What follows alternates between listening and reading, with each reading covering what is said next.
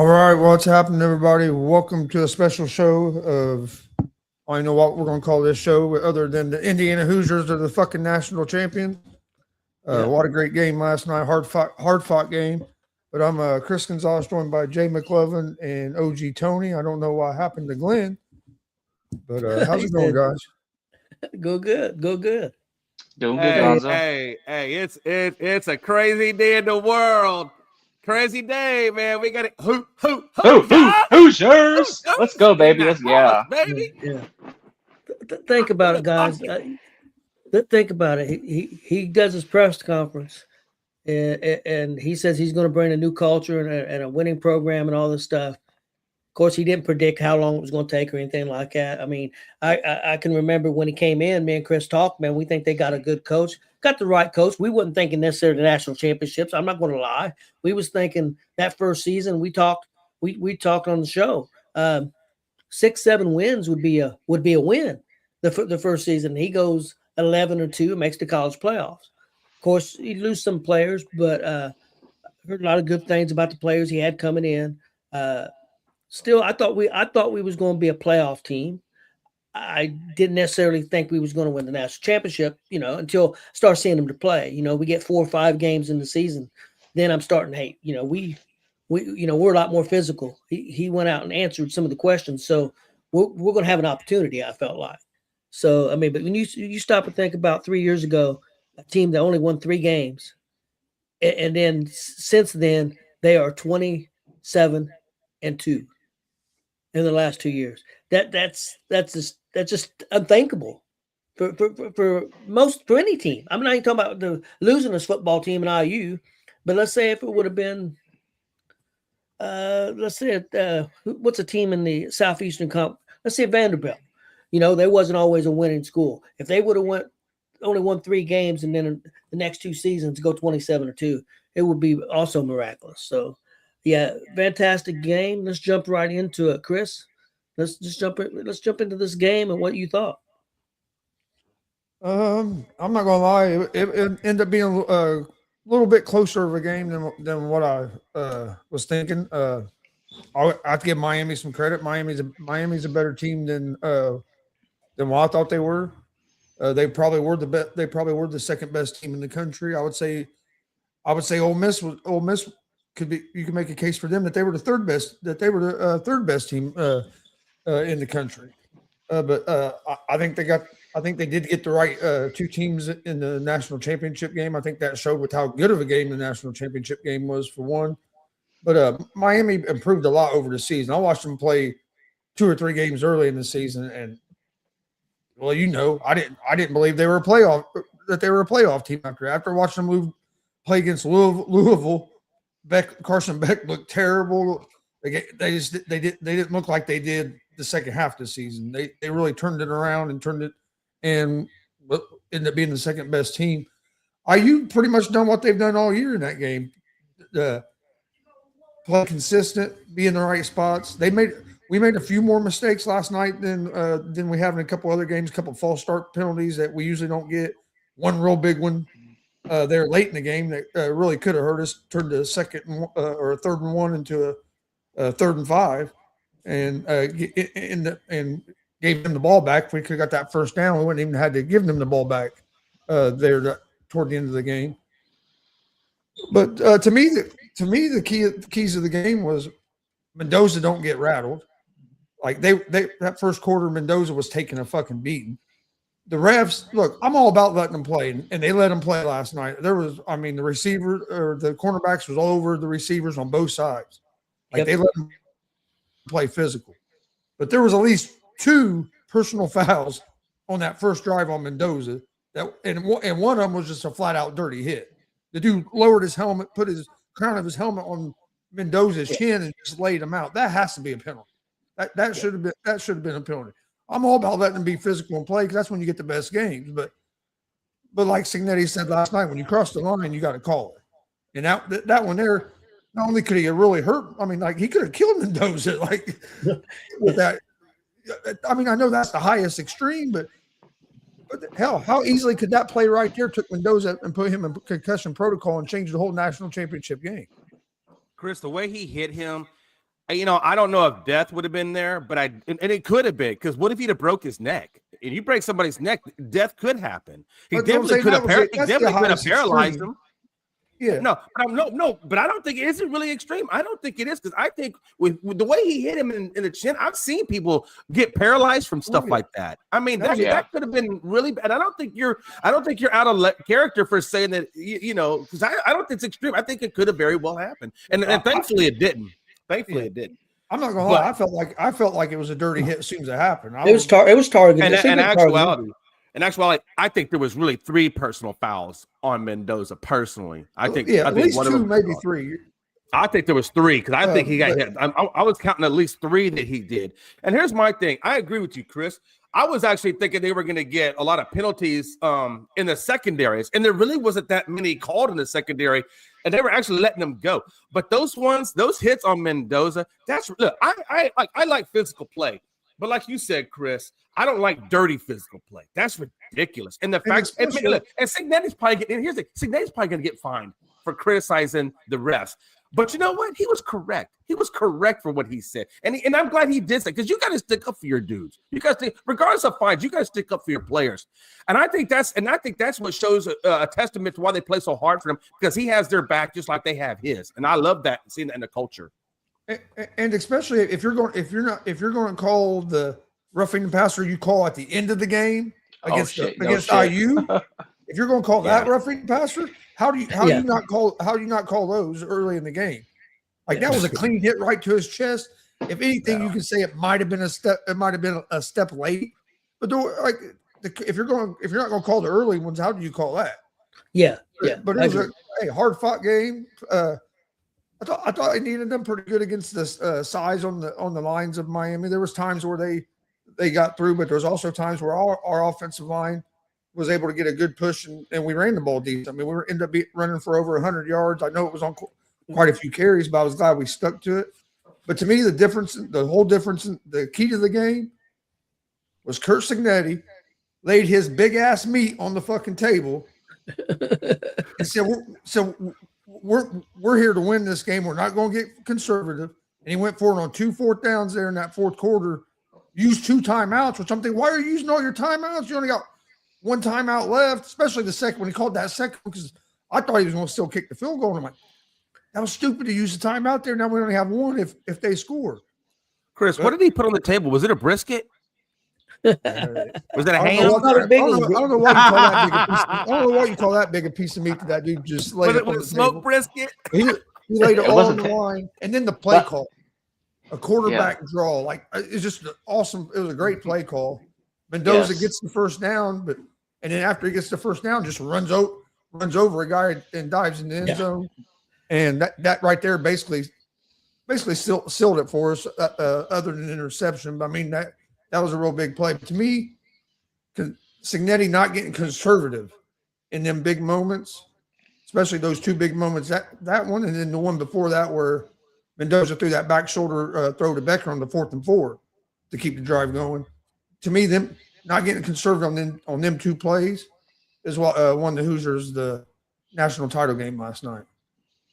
I saw something about that. And I didn't realize this, but Surratt took that Aaron Rodgers over the back throws and sent those plays to Mendoza. And that's how Mendoza learned how to throw those over the past shoulders. But I tell you what, I don't care how many videos you watch. It takes a lot of athleticism to put it and actually complete it perfectly like that. And that was amazing. Good job. And what's crazy about that is usually you see a quarterback do that with 1 receiver.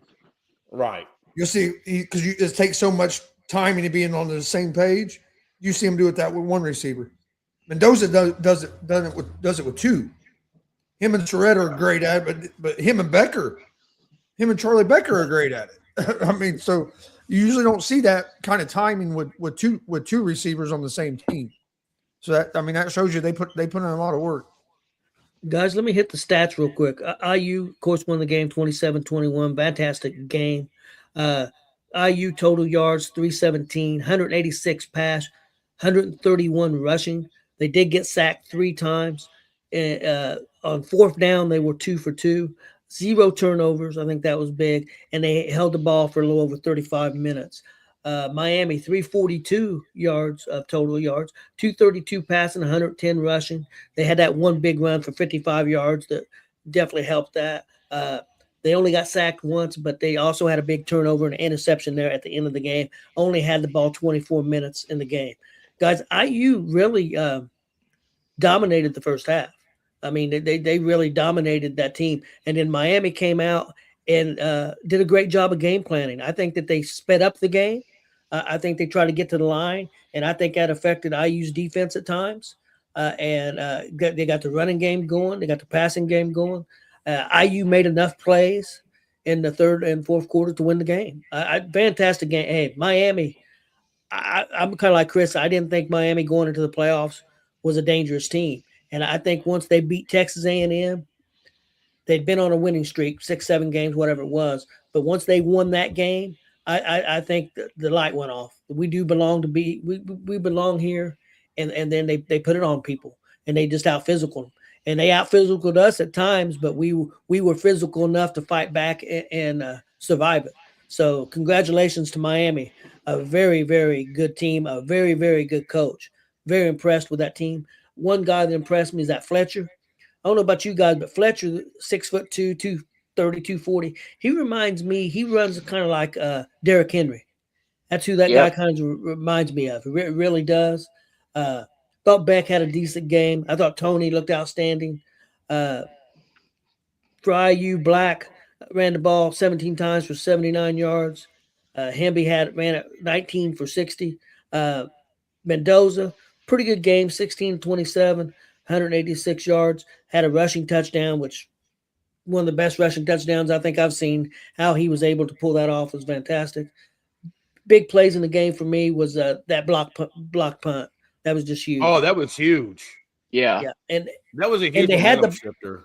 And I don't know what Miami did. The guy had a brain fart. They had him blocked. They had three guys there, and he barely touched him and let him go through. I don't know what he was thinking, but fantastic game. Jay, your thoughts on the game? Yeah, man. Like I said, I thought the highlight for Miami was Fletcher. 2 touchdowns, 113 yards, 6.6 yards a carry. I mean, the guy was on point. One of the things that stuck out to me was this was 2 really great defenses out there. And I didn't realize how good, and I guess maybe I undercredited IU's defense, but when you limit a guy, or a team, I should say, not just one guy, you limit a team to 18 yards in a quarter, and then you limit the team to 69 yards in a half. That's hard.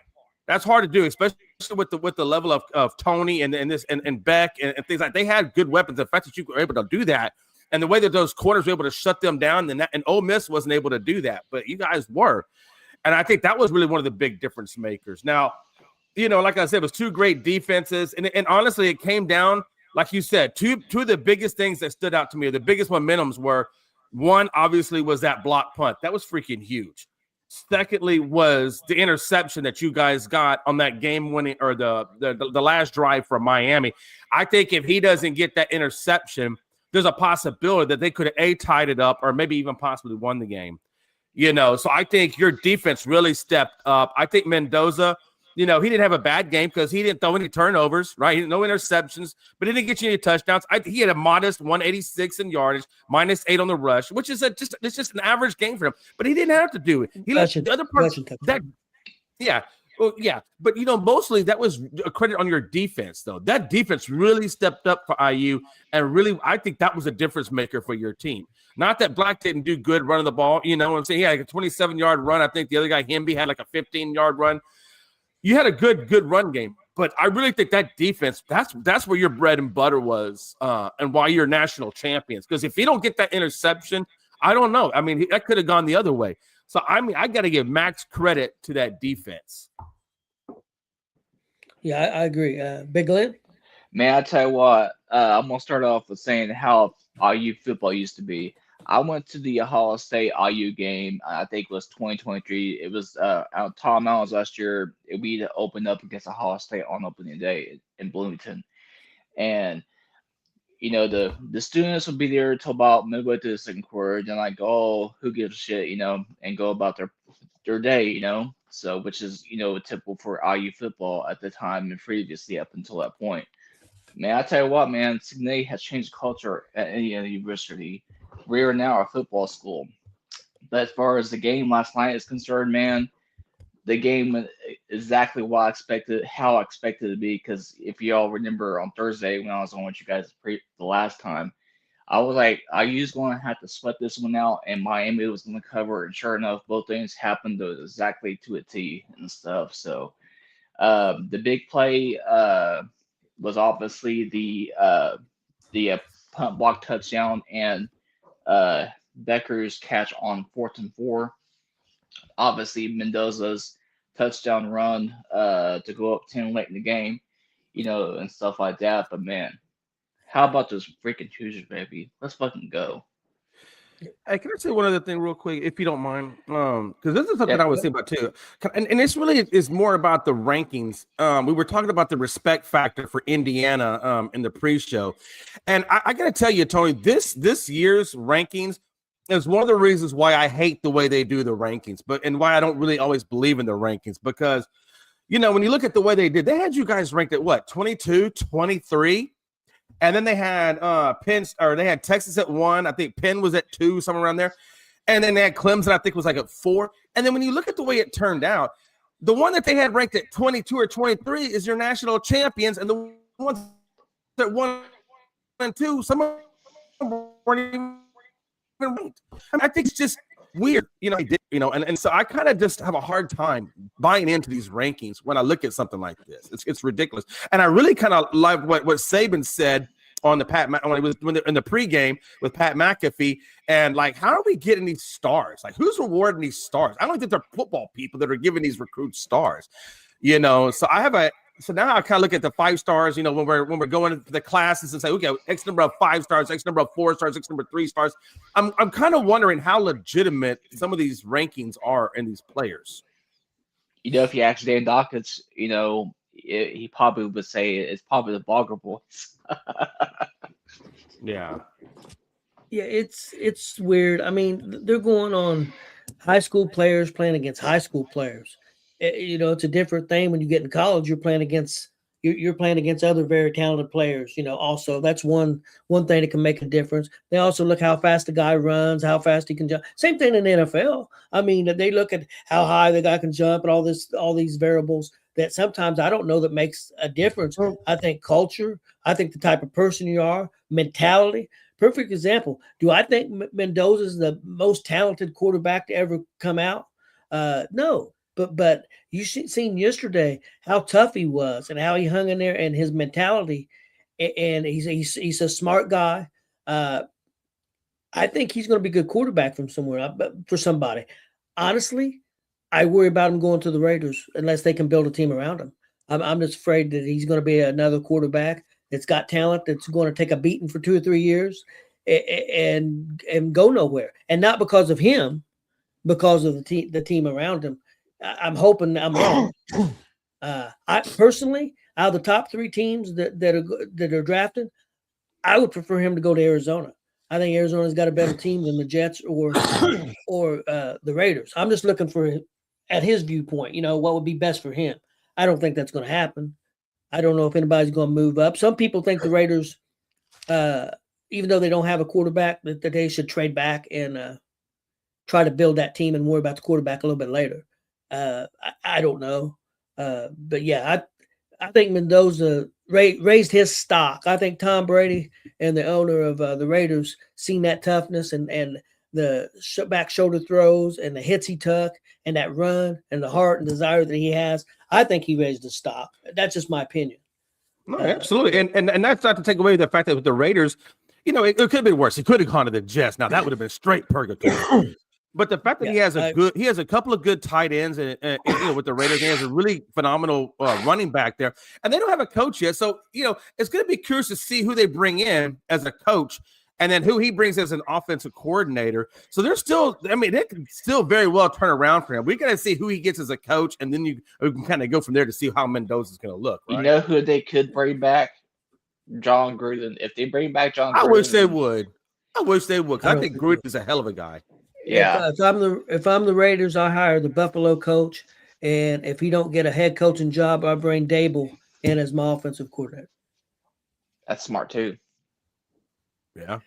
The real quick, the problem with the ratings on these players is you're rating a kid that is 17, 18, 15, 16, 17, 18 year old. They're rating these kids when they're in high school, giving them these stars.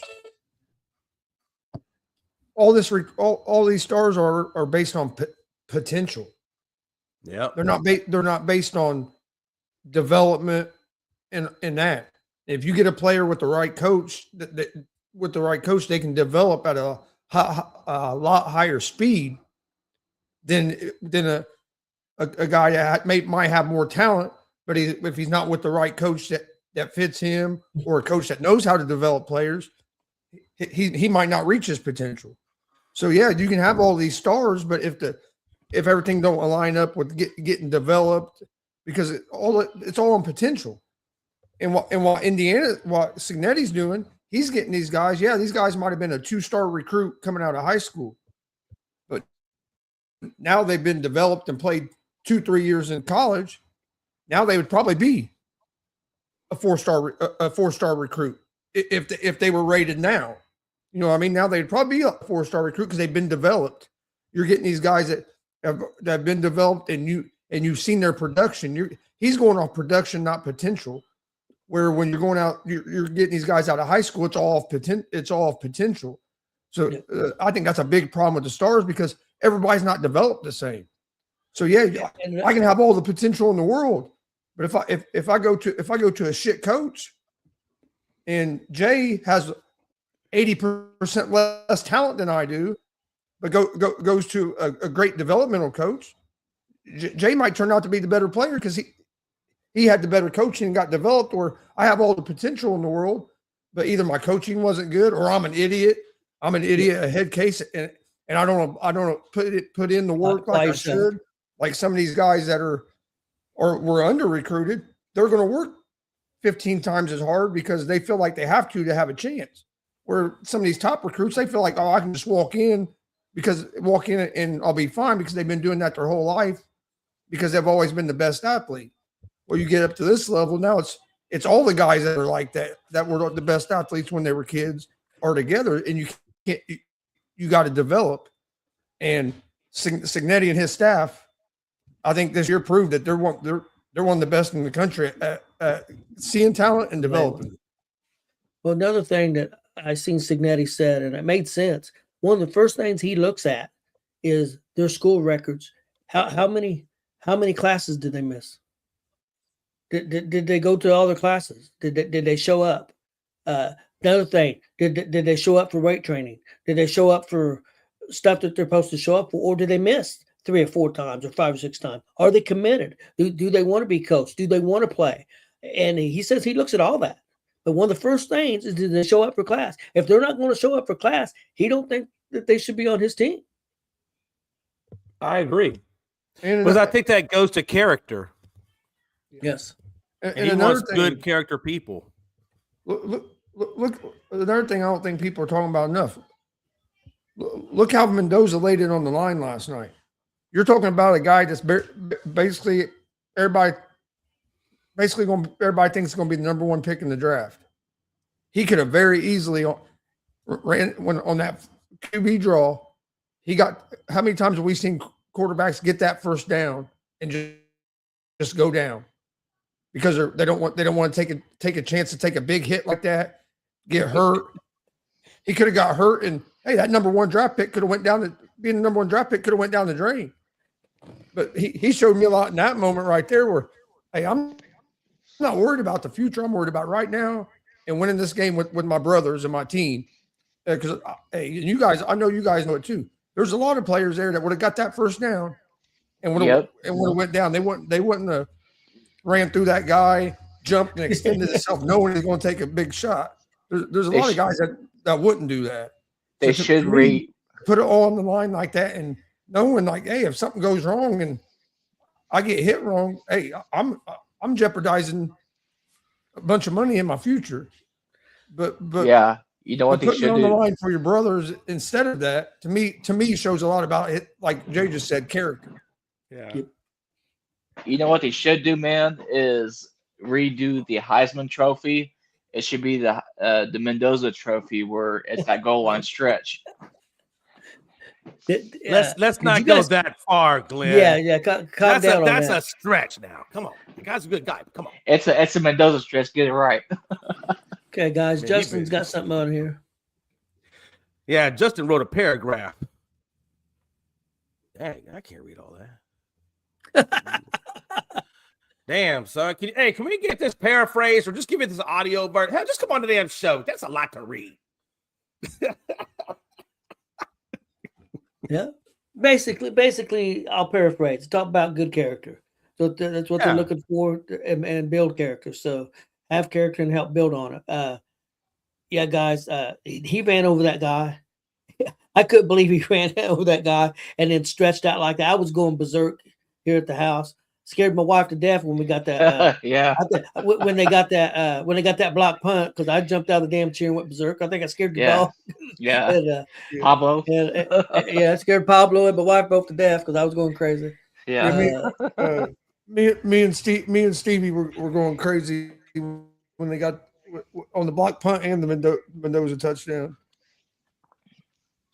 Same. One question: Did you guys think that they gave the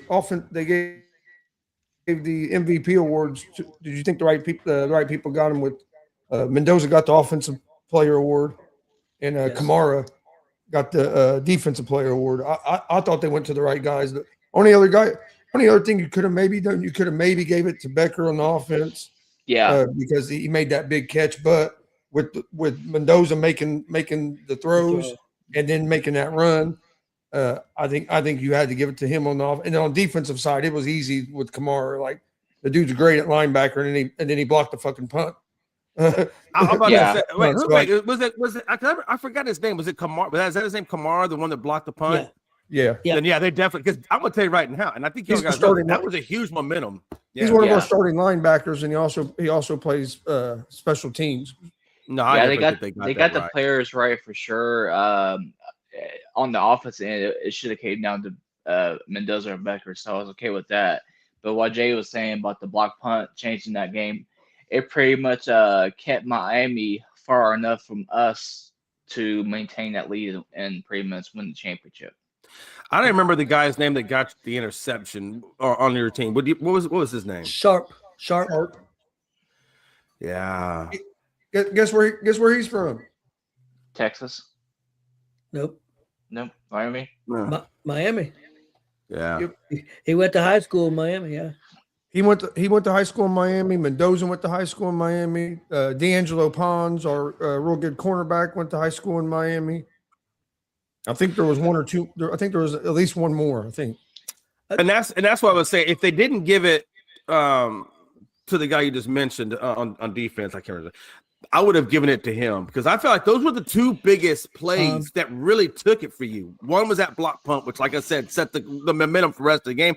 And the other was that interception, which really secured it. If you don't get that interception, that could have really been, those were the two biggest, I felt like on defensively side of it, those were the two biggest plays for you guys. And yeah, I would have been happy if either one of those got it because I think those plays that they did was incredible for what it meant for that team to get the win. Hey, what about this? That game was in Miami, and it was a home game for IU. Yep. That's right. I know that this Miami fans off so much, but I fucking love it. Don't get me wrong. There was Miami fans there. You could hear them. Yeah. But there wasn't near as many as there was IU fans. Like you could hear the IU fans on third down when Miami had the ball, how loud it was getting in there. Like it was cool to see that there. I know McAfee and them said they thought it was like 70-30. I've heard some people say 60-40. 40. But yeah, it was. Yeah, it's pretty cool to see that many Indiana fans just taking over stadiums like that. I mean, they basically had three home playoff games because of the fans getting out and traveling and supporting. Yeah, we got the biggest alumni. That's awesome. Yeah, we got the biggest Well- alumni association in the country, and they got money if they're paying $5,000 for a ticket. So Yeah. One thing that I was impressed with ESPN's coverage, I thought they did a fantastic job of help making the game feel more important. They did stories during the game about Mendoza and his mom and their family. Also did the same thing for the running back for Miami. Also, they did it on another Miami player too. So I thought they did a fantastic job of highlighting that during the game. I thought it was real good. I thought their coverage was real good. I thought their announcers were good. I wanted to watch McAfee, but I'm superstitious. I didn't watch him for the other IU games, so I wasn't changing. I wanted to wear this shirt, but I hadn't wore this shirt before, and so I wouldn't wear this shirt till during the IU game because I was afraid I'd jinx it. So, because me and Well, I Chris, hope you took. I hope at these, the very least you took a bath. You took a bath, well, right? yeah, no, I didn't wear it during the game. I just the first time I wore it. I got these shirts. This lady was making shirts. I got these shirts from me and Chris. And you remember what it says on the back, Chris? Denver Hold on, Donna. I'll show you because I can't remember the exact phrase. I can't either. I'll get it wrong.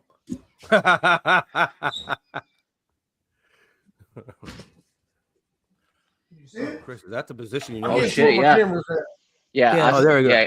Busted the Busted nuts. All right, stand up, Chris. We can't Yeah, see. good. Stand up the Just a little nuts, bit. roll the tide, played the Ducks. Something to the Ducks. Yeah. Fuck the Ducks. Pluck the ducks. Busted Yeah, the okay. nuts, rolled the tide, pluck the ducks. 15-0, 15-0 undefeated going to the national championship game. Oh, yeah. That's a good. Now, where did you get that T-shirt from? A lady that my wife knows made these shirts. Oh, that's and, awesome. And not a bad price. I only paid $20 a piece. Oh, yeah. Shit, I'd have paid for it. That'd be cool if you could get one of the players to autograph that.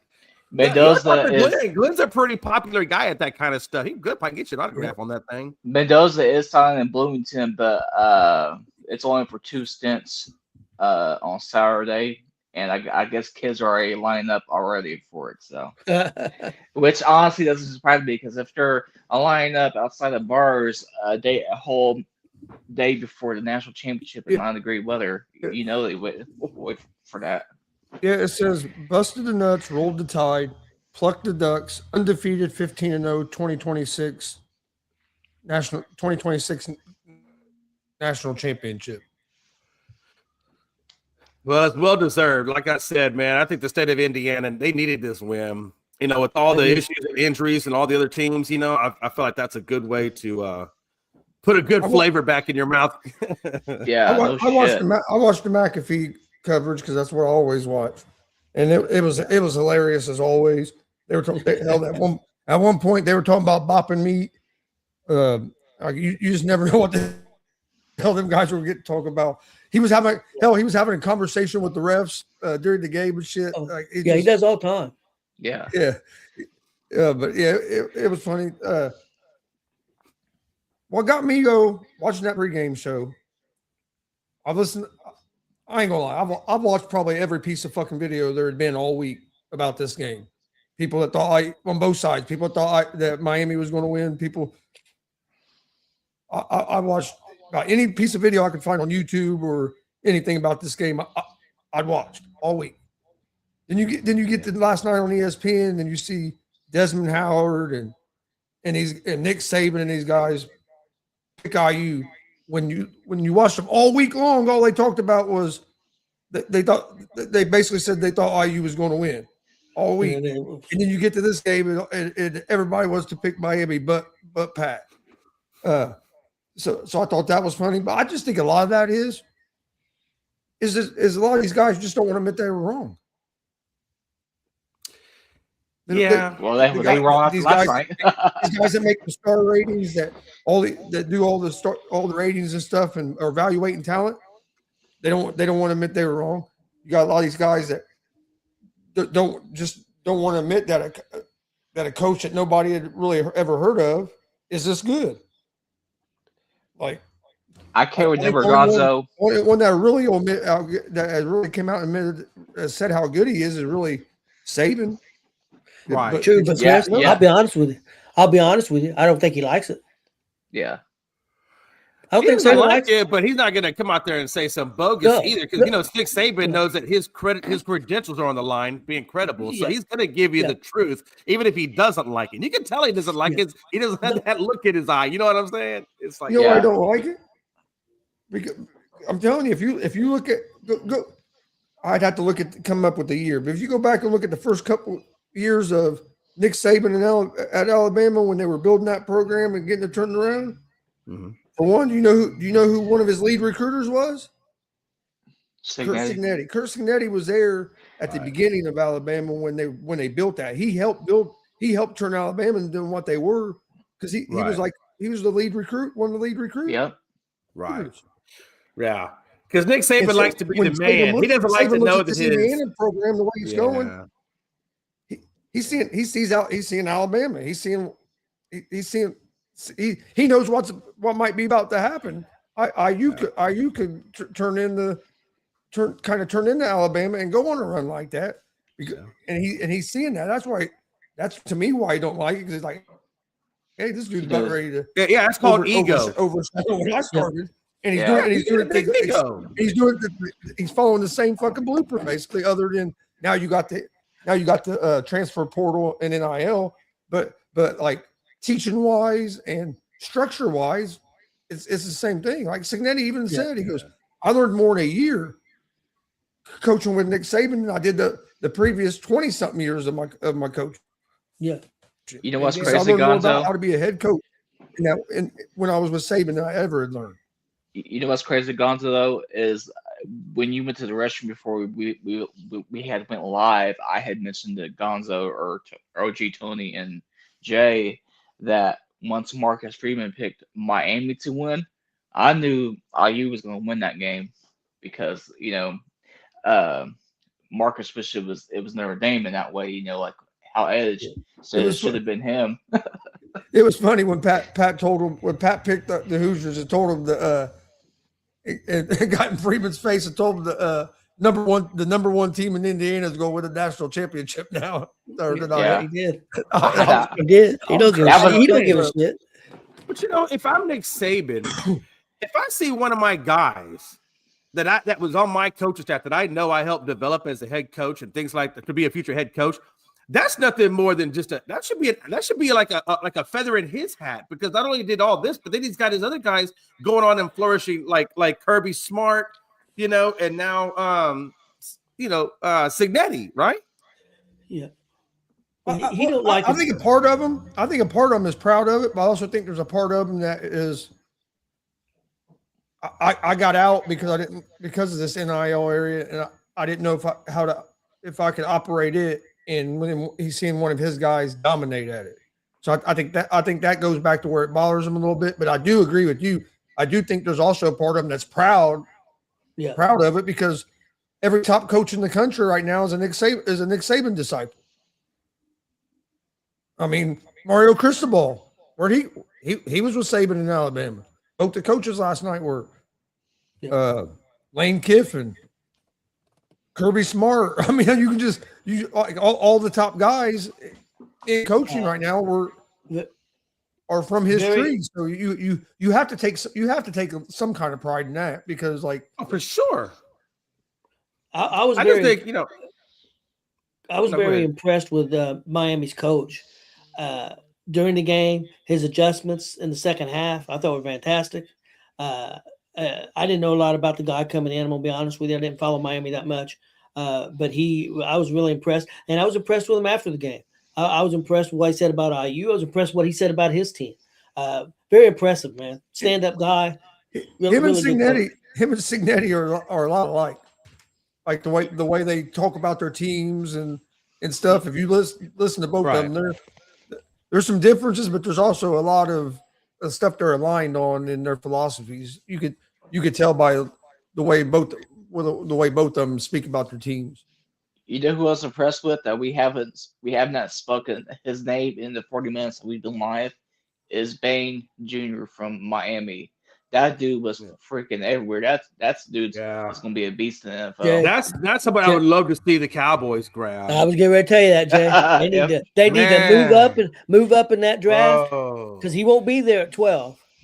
I know. Trust me. I would I would definitely move take up those in that 2 match. picks that they got. I would package them together and move up to grab that dude. Seriously, Yes. because that's a game changer. I'll tell you There's people somebody I think was Jets are impressed going to with, take him too. Yeah. and it's probably going to surprise you guys.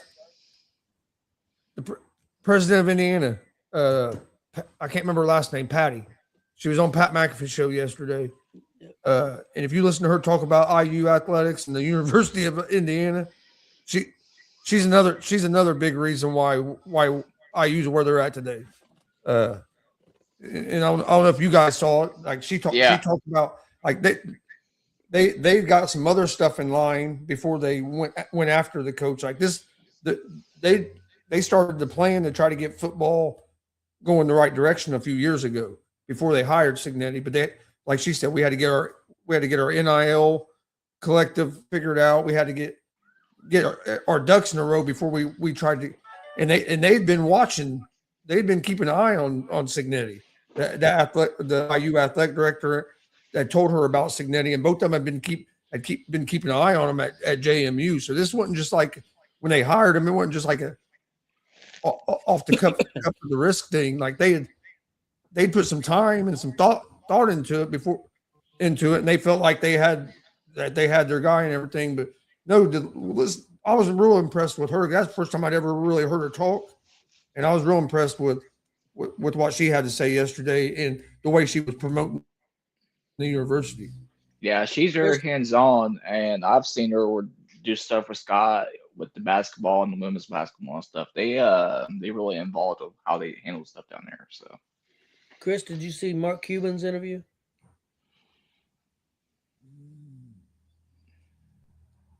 I think I saw part of. I didn't get when I came back because I went out of the room. When I came back in the room, he was talking, but he'd already started talking, so I didn't get to see all of it. Yeah, he talked and it seems like he's very involved because he gives a lot of money, of course, but he's very involved. He's very involved, and they talked about how they game plan stuff. You know how they game plan how they're going to go after their NIL people. They're not necessarily, like I said, they're not worried about. So they're not going to spend a bunch of money on 5-star recruits and that kind of stuff. They're going to spend their money on value, you know, and get as much as they can. And a lot of that goes with experienced players too. But it goes back to the thing: are you building a team, or are you collecting talent? Exactly. Yeah. You like in a perfect example of that, Miami had what 45 4- and 5-star guys. We had 8 4-star guys, but as a team, we were just as good or better. But if you go by just individual talent, everybody's going to tell you that was a way better team.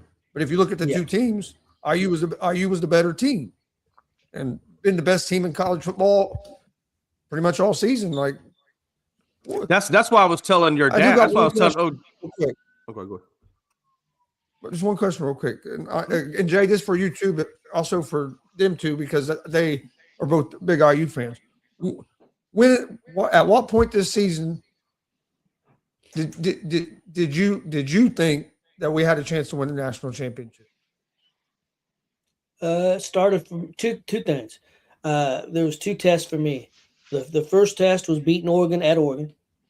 When we did that made me a believer, a big believer. And the second one, believe it or not, when they beat Iowa at Iowa, and Iowa punched us in the mouth, and didn't have us on the ropes, but they punched us in the mouth. I mean, they went after our quarterback. They slowed down our running, and we had to fight to win that game, 20-15. So those 2 for me. What about you, Glenn? For me, it's somewhat similar to Tony's, but mine's a little bit different. Obviously, the Oregon win and Omar Cooper's catch in the back of the end zone at Penn State, because I don't think we had ever won up in Penn State ever, not since early 90s. So that's Omar Cooper Jr. catching that in the back of the end zone the way he did. That's when I knew. Because if you notice, that's when I really started hyping us up. So. Chris, what about you? Yeah, for me, it was the fourth quarter when you got the intercept. No, I'm kidding. No, honestly, I'm just kidding. I'm just teasing. Hey, I understand. I was worried. I think most of the people in college football probably said that when they did get the interception. No, honestly, I would say I started to change my opinion about IU. And when y'all had the Big Ten championship game, when you took out Ohio, that's when I said, for me, I was like, okay, I know how Ohio played Texas. So I'm like, okay, I know how good that defense is, especially with Ryan Day. Oh, we can crucified this time around. Jim Day. You got it right. You got it right. Hey, sometimes I was like, I ain't giving Chris another chance to laugh at my ass. You sip. But no, seriously, that for me, that's when I started saying, okay, maybe this is really a legit, team. And yeah, I mean, and then that first quarter, when you held them to 18 yards, I was like, damn, okay, this, yeah, okay, let's go. And I think a lot of people maybe felt like that, that didn't know, that maybe had prejudices against Indiana coming in here and doing it, because we've always thought of them as a basketball team and not a football team. And so now we got to start shifting our mindset from basketball to basketball and football. And I think that's the biggest thing. I think that's why there was so much disrespect, because people have a hard time shifting that mindset. School. Yeah, we're just a football school now. We're not basketball and football. We're just a football school. We haven't done nothing in basketball for fucking 50 years. 23 years. But what I'm saying? I think it takes a lot of people. We were good about 15 years ago or so. With Old Depot, yeah. But ever since then, yeah. With all the Depot, but you were probably good when Gene Hackman was your coach. No big deal, man. Which honestly, Jay, you're kind of right. But for me, it was the Oregon game. That after we went to Oregon and the way we beat Oregon by 10 in Oregon, that's when I really believed. I really believed them to myself was we have a real good chance of winning the Big Ten championship and beating Ohio State, and then getting in the playoffs. And I think we can beat anybody. So I would say it was that Oregon game was when I really started to believe, and then when we won the Big Ten championship, that's when it really solidified it to me. Was we're going to win a fucking national championship this year. We are the best team. But I really started believing that after that Oregon game, because I watched Ohio State and these big programs go into Oregon and not be able to win in Oregon. Get smacked. Not be able to win in Austin. I've seen a lot of big programs go there and not be able to do that. And for IU to be able to go there and do that, and for it to be really their first big signature win, it proved a lot to me. Austin Stadium, man, ain't no joke, man. Guys, after watching the whole college season and the playoffs, how would you rank now? The season's over. Who are the top 5 teams? Chris, who do you think the five after watching everything? Who do you think the top 5 teams were in college football? Let's see. I'll go. Of course, number 1's IU. I'd go Miami 2 after the way they play. After watching them play. I'd probably go Ole Miss 3, and the 4th one's a tough one. I'd probably go Ohio State at 4. Be between Ohio State and Georgia. I think I'd put Ohio State at 4. Indiana 2, Indiana 1, Miami 2, Ole Miss 3, and Ohio State at 4. I'd go almost the same as you, except I'd flip Georgia and Ohio State. I would go Mississippi and Georgia is really close because that game was, but Mississippi did beat them. But Georgia beat them early in the year, but they beat them in the playoffs. So number 1, I would go with IU. 2, Miami. 3, Mississippi. 4, I'd go Georgia. And 5, I'd go Ohio State. Just because the way we beat Oregon. If Oregon would get a better game, I may have took Oregon over Ohio State. Hey, get this. The only 2 teams to beat IU last year were the teams that played for the national championship. Yep. Right?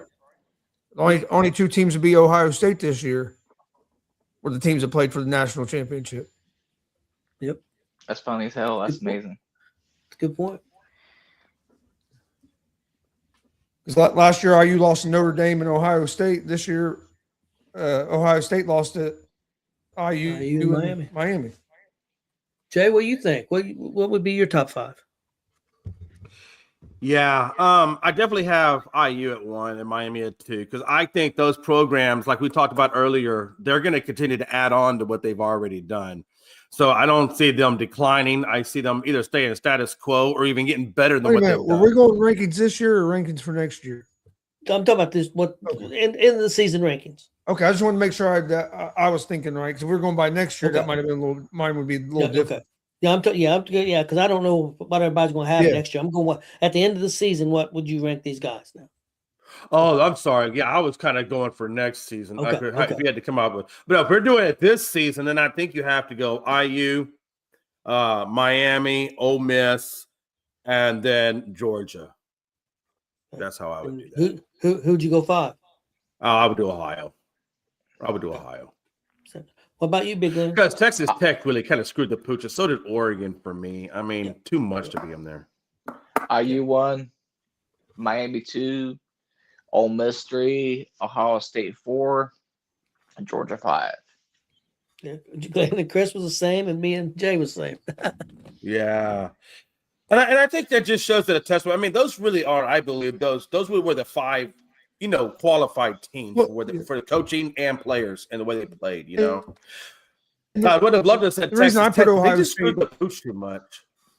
Yeah, no, I agree with you. The reason I said Ohio State ahead of Georgia is just because the only teams I saw Ohio State lose to this year were the national championships. I see what you're saying. Absolutely. I call horse shit. He's just a Big Ten guy. He gonna call Big Ten. Stop it. No, Ohio State.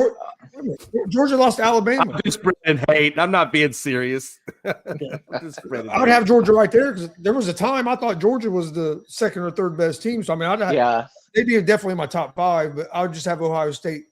Just like I said, 'cause I didn't see nobody beat Ohio State other than Indiana and Miami, and those were close games. Especially the way Georgia beat Texas, Thanksgiving weekend, right? That was bad. Hey, can we just cut the crap for him? Hey, can we just cut the crap for a minute? Let's go. Let's just say what everybody wants to put on their money on, and I say we go around the clock. Tony, you start it, and then Gonzo, you'll end it up, and it'll go down the round. When me and Gonzo have our slap off, who do you got winning? I ain't having no fucking slap off, dude. A slap off sounds gay as fuck. Well, I was going to say jack off. You guys have a jack off? It's a chop. It's a chop. It's a chop. Chop.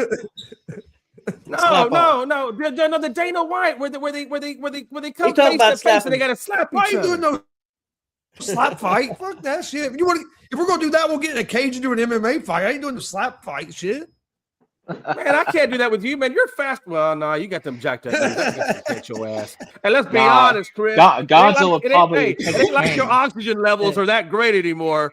So I think I might, but I gotta strap my CPAP on. But yeah, the only thing, Jay, if he got on top of you and got the legs in, you ain't moving. Probably got the legs. Yeah. That sounds gay.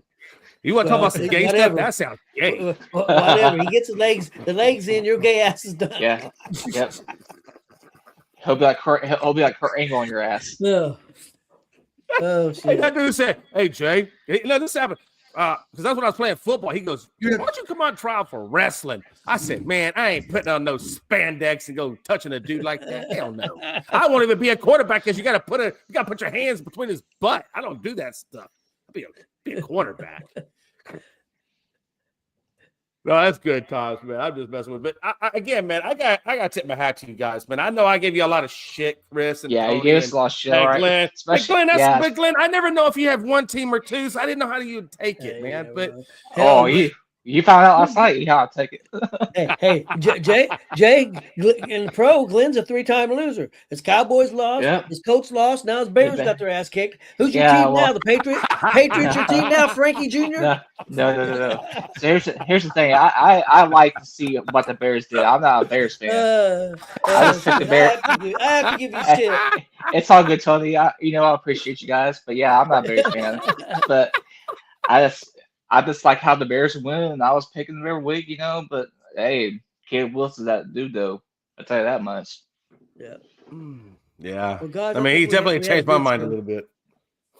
definitely. I think we had a good show. Hey, back tonight for the Tuesday night hoop show. Oh That should shit, be damn, fun. that's So right. check us out. 10 p.m. Eastern, Mhm. 9 p.m. Central.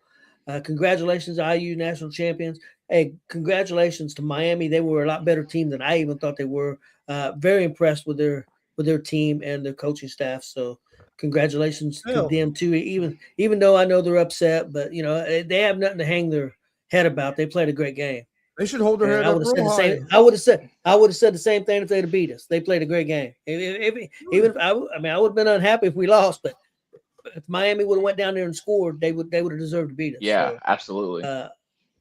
because they played fantastic, especially in that second half. Yeah. Hey, they should have their head held up held up high, because if you look at it, everybody else in the playoffs got beat by 34, 35 points by you, and they were right there and had a chance. So like they don't have nothing to be disappointed about it. I mean, I know you're disappointed because you didn't win the national championship, but they went out there, they competed hard. They didn't lose that game because of effort. That wasn't the reason at all. So and I don't feel like they lost the game because they got nervous and froze up either. I just feel like they lost to a little bit better football team, but I didn't think either team got in there and got nervous and froze up. I thought both teams came out and it was a fucking slugfest. Like both teams were being Physical. were real physical. It was a It's physical physical. game, a fun game to watch. Like even if I wasn't an IU fan, that'd have been an awesome. It would still have been an awesome game to watch. Now don't get me wrong, it was even more awesome because I am a IU fan, but as a national championship game, that was one of the better, most entertaining national championship games I've seen in a long time. Like it was a real good national championship game. So yeah, but both teams should be proud with with the product they put out there last night. But unfortunately, there's going to be a team that loses, and fortunately, It wasn't we us were this on the time. right side of it this time. But look at this way. IU made one more play. Yep. I mean, they made one more play. That was a difference in the game. We were Yeah. 50 I mean, yards but- away, we're 50 yards away from that other shoe dropping again as far as any of the teams, but we got it done. I just would have liked to see more, and I know we talked about this pre-show. The only thing that really kind of upset me was the fact that Carson Beck should have gone out there and shaken Mendoza's hand. Yeah. I just think that was a lack of class on his end. I think everybody on the Miami team has class, but that guy, he could have done a lot better than that. That's ridiculous. I agree. You Well, guys, let's get out of here. I thought we had a great show.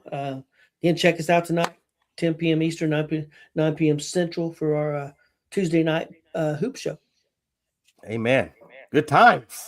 Go Please Hoosiers! hit that subscribe button on YouTube at Gonzo Sports Room and at ESCN, and we'll see you guys tonight. Go Hoosiers!